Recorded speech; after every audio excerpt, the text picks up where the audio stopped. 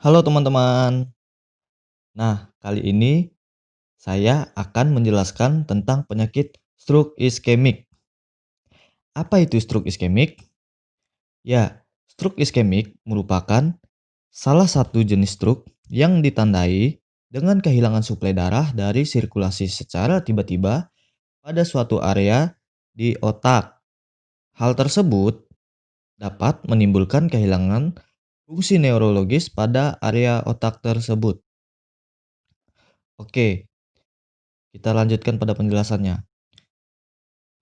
Pada stroke iskemik itu adalah stroke akibat adanya bekuan atau sumbatan pada pembuluh darah otak yang dapat disebabkan adanya tumpukan trombus pada pembuluh darah otak sehingga aliran darah ke otak menjadi terhenti.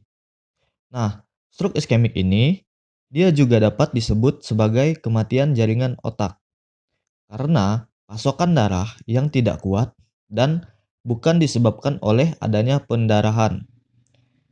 Oke, selanjutnya kita akan membahas apa sih stroke iskemik itu dan bagaimana patofisiologisnya.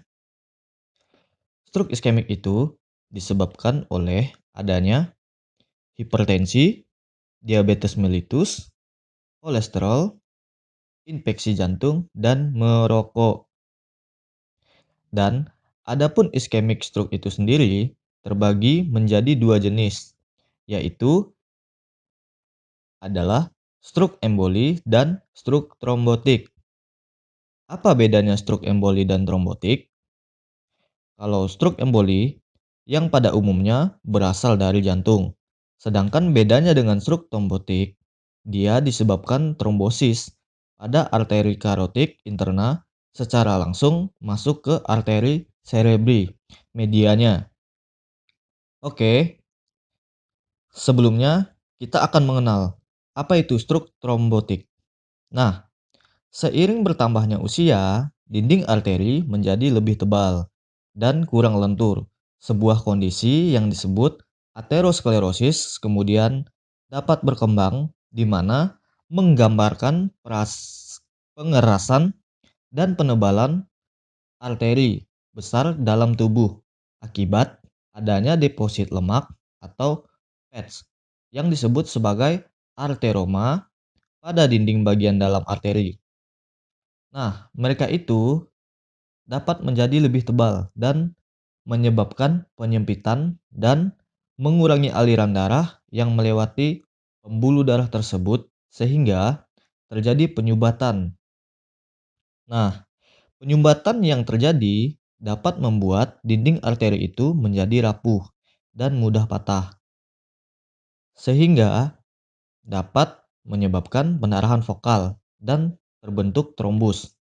Nah, trombus yang terbentuk itu tadi dapat pecah dan mengalir ke pembuluh darah yang lain. Misalnya, ke pembuluh darah ke otak sehingga terjadi penyumbatan di daerah otak tersebut.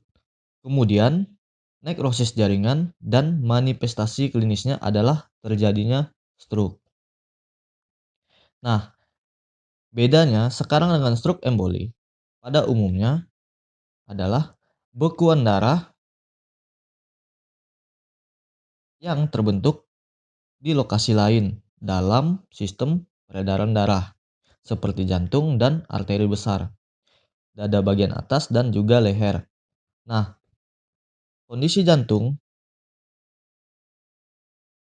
dan kelainan darah seperti denyut jantung yang tidak teratur atau fibrilisasi atrium itu dapat menyebabkan pembentukan genangan darah di jantung dan meningkatkan risiko pembentukan gumpalan darah di bilik jantung.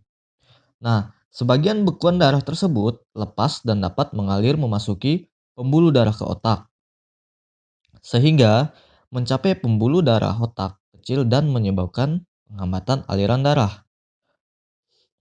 Oke, jadi itu adalah sekilas mengenai perbedaan antara emboli dan trombotik.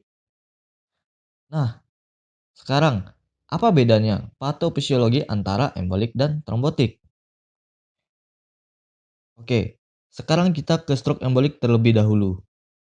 Nah, pada stroke embolik itu ditandai dengan adanya pembekuan darah atau plak embolus, biasanya terjadi di jantung dan pembuluh darah pada arteri besar.